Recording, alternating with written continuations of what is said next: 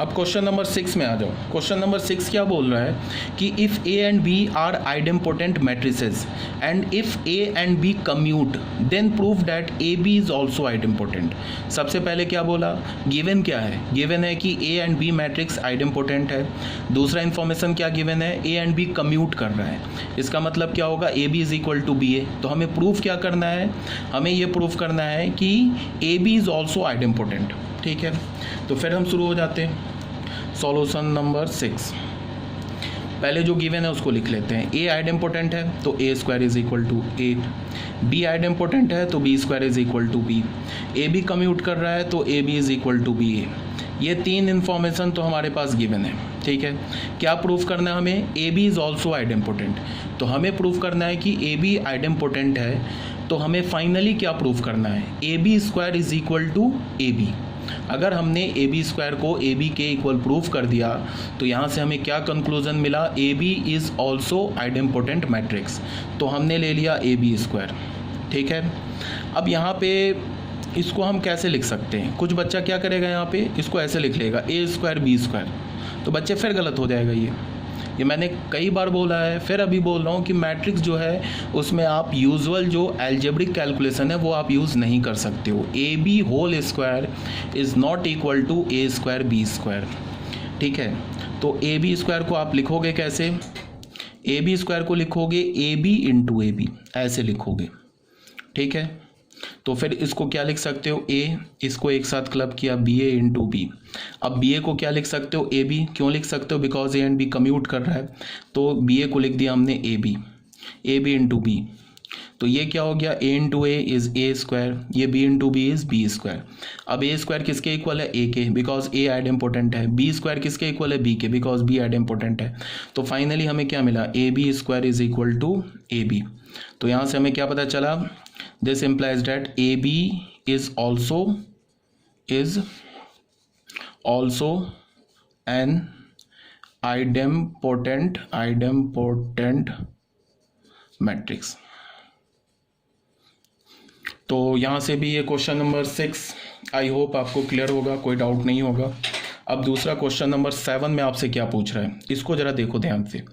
एक मैट्रिक्स दे रखा है 3x3 ऑर्डर का और बोल रहा है कि prove that a matrix is इनवॉलेटरी।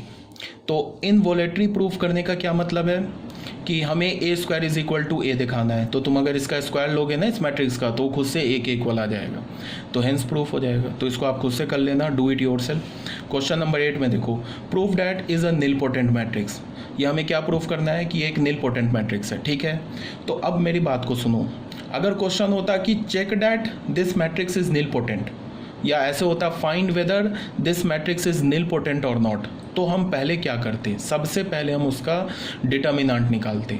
अगर मान लो डिटर्मिनेंट हमें क्या मिल जाता है, नॉट इक्वल टू 0, मतलब ए मैट्रिक्स या ये जो गिवन मैट्रिक्स है वो हमें एक नॉन सिंगुलर मैट्रिक्स मिल जाता, तब तो हम तुरंत बोल देते हैं कि A is not a nilpotent matrix. Because मैंने क्या बोला है कि किसी भी निलपोटेंट मैट्रिक्स का डिटर्मिनेंट किसके इक्वल होता है, 0 के इक्वल होता है।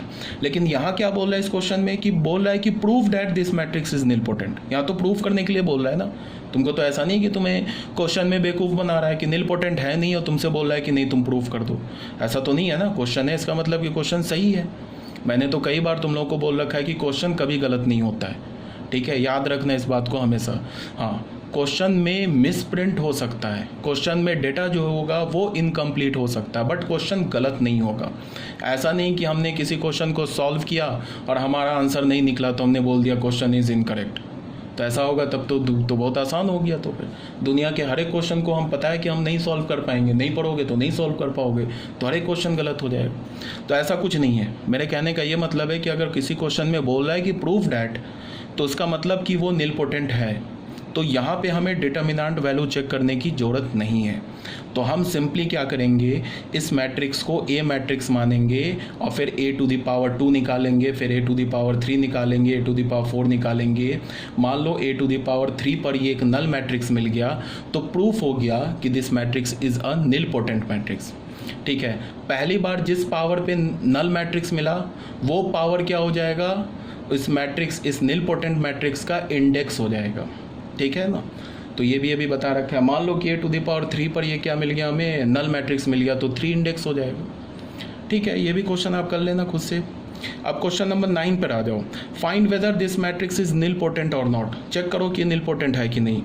तो फाइंड वेदर, तो हमने इस मैट्रिक्स का डिटर्मिनेंट कैलकुलेट किया, तो डिटर्मिनेंट हमें 0 मिल गया। तो 0 मिल गया तो इसका मतलब ये निल पोटेंट होगा।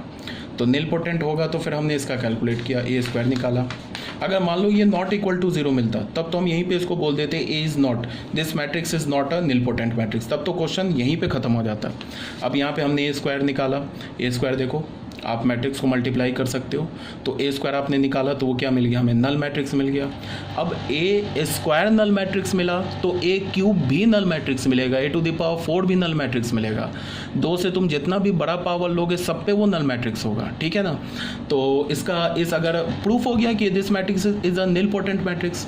अब अगर मान लो कि क्वेश्चन में ये भी होता कि find also the index of nil potency, इसका इंडेक्स बताओ, तो पहली बार किस पावर पे ये नल मैट्रिक्स मिला, तो पहली बार ये 2 पावर पे नल मैट्रिक्स मिला, तो इंडेक्स ऑफ निल पोटेंसी क्या हो जाएगा, 2 हो जाएगा। ठीक है, तो ये भी हमारा हो गया क्वेश्चन नंबर 9। तो क्वेश्चन नंबर 9 हमने कर लिया।